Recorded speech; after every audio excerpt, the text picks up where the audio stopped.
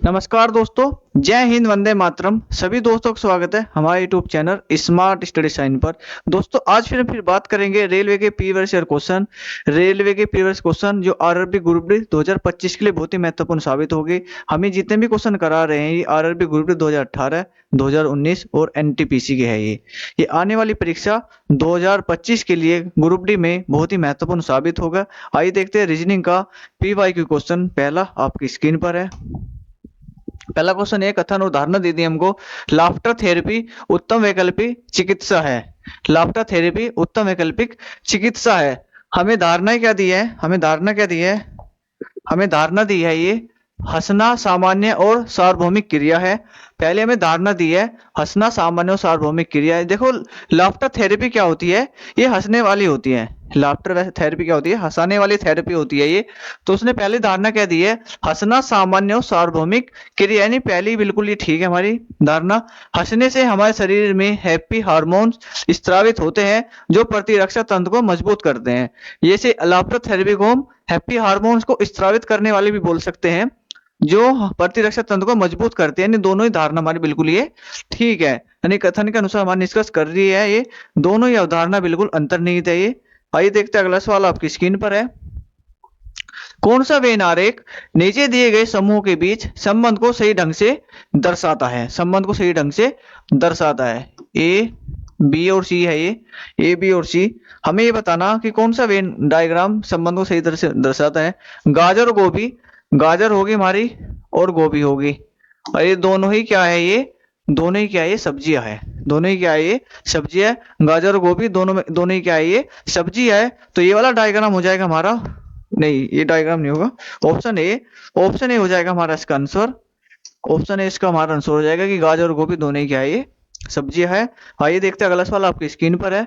कथन दिया है हमको सभी मोबाइल ब्रांडों में से सैमसंग की बिक्री सबसे अधिक है। सभी मोबाइल ब्रांडों में से सैमसंग की बिक्री सबसे अधिक है। और हमको निष्कर्ष क्या दिया वो देखना हमको। निष्कर्ष पहला हमको दिया है अन्य मोबाइल ब्रांडों का मार्केट शेयर प्रचलित है।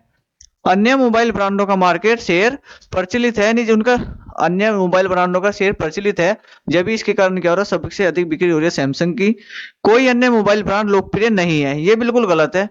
कोई अन्य मोबाइल ब्रांड लोकप्रिय नहीं है। हम ये नहीं कह सकते कि जो दूसरा ब्रांड है वो लोकप्रिय है या नहीं है, पर हम ये कह सकते हैं अन्य मोबाइल ब्रांडों का मार्केट शेयर प्रचलित है। यानी कथन के अनुसार निष्कर्ष कर रहा है हमारा ये, तो ऑप्शन डी हमारा आंसर हो जाएगा। नहीं, निष्कर्ष फर्स्ट अनुसरण करता है। आइए देखते हैं अगला सवाल आपकी स्क्रीन पर है। विकल्पों में से कौन दिए गए चित्र का निकटतम सदस्य है? यानी निकट सदस्य मतलब समानता है, ये भी लिख सकते हैं, बिल्कुल समान है। जो हमको ये फिगर दी है हमको, जो हमारे हंसने वाला मोजी है ये बड़ी वाली भुजा के पास है। ये कितना है? सबसे बड़ी वाली भुजा के पास है। अगर इसमें देखें ये छोटी वाली भुजा के पास है, इसमें भी छोटी वाली भुजा के पास है, और इसमें भी छोटी भुजा के पास है, पर इसमें देखिए इसमें ये बड़े वाली भुजा के पास है। नहीं, ऑप्शन डी हमारा आंसर हो जाएगा। ऑप्शन डी ऑप्शन ए में है, तो ऑप्शन ए इसका क्या हो गया? आंसर हो गया है। आइए देखते हैं अगला सवाल आपकी स्क्रीन पर है। निम्नलिखित में से कौन अन्य से भिन्न है? सबसे अलग कौन सा हमें वो बताना है। ब्रोकली, गाजर, तुरई, करेला, इनमें सबसे अलग कौन सा है? ब्रोकली, गाजर, तुरई और करेला, इनमें सबसे अलग कौन सा है? इनमें सबसे अलग गाजर है। इनमें सबसे अलग क्या है? गाजर है। क्योंकि गाजर क्या है? जमीन के अंदर होती है, और ये तुरई, करेला और ब्रोकली ये जमीन के बाहर होती है पैदा। ये जमीन के अंदर होती है गाजर धरती के, और ये तीनों ही क्या है? ये जमीन के बाहर होती है। तो सबसे अलग कौन सा हो जाएगा? गाजर। इन्हें option A, B, C, D हम बोल सकते हैं। यानी ऑप्शन हो जाएगा हमारा बी। ऑप्शन डी में है बी हमारा आंसर, तो ऑप्शन इसका हो गया बी। आइए अगला सवाल आपकी स्क्रीन पर है। नीचे दी गई श्रृंखला की अगली संख्या क्या है? अगली संख्या क्या हमको ये बताना है। 25, 31, 38 और 46। हमें आगे बताना क्या संख्या आएगी। तो अब देखो इसमें डिफरेंस कितने का हो रहा है। 25 में कितना जोड़ा हमने? 6 जोड़ा जब 31 हुआ। 31 में हम कितना जोड़ेगा? 7 जोड़ना पड़ेगा। 38 में हम कितना जोड़ेंगे? 8। कितना जोड़ेंगे इसमें? 8 हम जोड़ेंगे, तो 6, 7, 8। आगे कितना जोड़ेंगे हम? 9। आगे कितना जोड़ेंगे? 9। 46 और 9 कितना हो जाएगा? 55। 46 और 9 कितना हो जाएगा? 55। ऑप्शन ए, ऑप्शन ए इसका हमारा आंसर हो जाएगा। 55 इसका आंसर हो गया है। आइए देखते हैं अगला सवाल आपकी स्क्रीन पर है। कौन सा विकल्प निम्नलिखित के आपसी संबंध को व्यक्त करता है। कौन सा विकल्प आपसी संबंध को व्यक्त करता है? ऊनी स्वेटर दिया हमको, क्या दिया है? ऊनी स्वेटर, कॉटन और ऊन। ऊनी स्वेटर, ऊनी स्वेटर किससे बनता है? ऊन से बनता है। ऊनी स्वेटर किससे बनता है? ऊन से बनता है। और जबकि कॉटन क्या है? कॉटन अलग होता है। कॉटन क्या होता है? अलग। ऊनी स्वेटर किससे बनता है? ऊन से बनता है। और कॉटन क्या होता है हमारा? अलग। यानी ऑप्शन कौन सा हो जाएगा हमारा? ऑप्शन हो जाएगा हमारा ऑप्शन डी। ऑप्शन डी इसका क्या हो जाएगा? आंसर हो जाएगा हमारा। आइए देखते हैं अगला सवाल आपकी स्क्रीन पर है। दिए गए चित्र विकल्पों में से उस विकल्प का चयन करें जो लेट शब्द का दर्पण प्रतिबिंब बताना है हमको। तो दर्पण प्रतिबिंब में क्या होता है? पास की इमेज पास बनती है और दूर की इमेज क्या बनती है? दूर बनती है। पास की इमेज पास और दूर की इमेज दूर बनती है। तो ई बनेगा सबसे पास में, पहले ए बनेगा हमारा पास में, फिर टी ऐसी कैसी बनेगा? ए हमारा ऐसी और एल बनेगा हमारा ऐसे। ये हमारा क्या बनेगा? दर्पण प्रतिबिंब बनेगा हमारा। ये क्या बनेगा हमारा? ये दर्पण प्रतिबिंब बनेगा।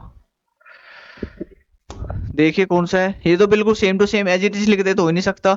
एल उल्टा कर दिया पर एल उल्टा नहीं होने का, एल उल्टा नहीं होने का हमारा। इसमें भी उल्टा कर दिया, एल नहीं होने का, तो क्या बचे हमारा?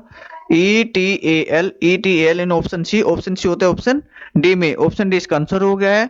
आइए देखते हैं अगला सवाल आपकी स्क्रीन पर है। जूते ठीक उसी प्रकार पैर से संबंधित है। यानी जूते कहाँ पहने जाते हैं?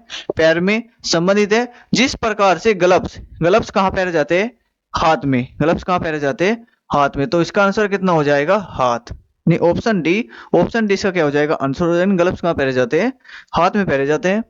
आइए देखते हैं कथन निष्कर्ष का सवाल है। फिर ये कथन दे दे हमको, कोई भी बिल्ली शेर नहीं है, सभी शेर राजसी जीव है। जब भी नेगेटिव दे दे, देखिए कथन हमको नेगेटिव दे दिया, कोई भी बिल्ली शेर नहीं है, तो दोनों की वैल्यू क्या होती है? 100% होती है। सब्जेक्ट और ऑब्जेक्ट की वैल्यू दोनों 100% होती है। अगर पॉजिटिव सेंटेंस है तो सब्जेक्ट की वैल्यू इसमें होती है 100% और ऑब्जेक्ट की वैल्यू होती है इसमें 50%। देखिए पॉजिटिव सेंटेंस हमारा सभी शेर राजसी जीव है, तो सभी शेर सब्जेक्ट हो गया तो 100%। राजसी जीव का मतलब ये दोनों हो गए ऑब्जेक्ट, यानी 50%। अब हमें निष्कर्ष क्या दिया उसने?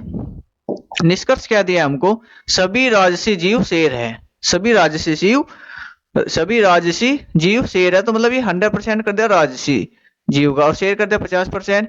अगर हम बात करें यहाँ राजसी जीव की वैल्यू कितनी है? 50% है और यहाँ कितनी कर दी? 100%।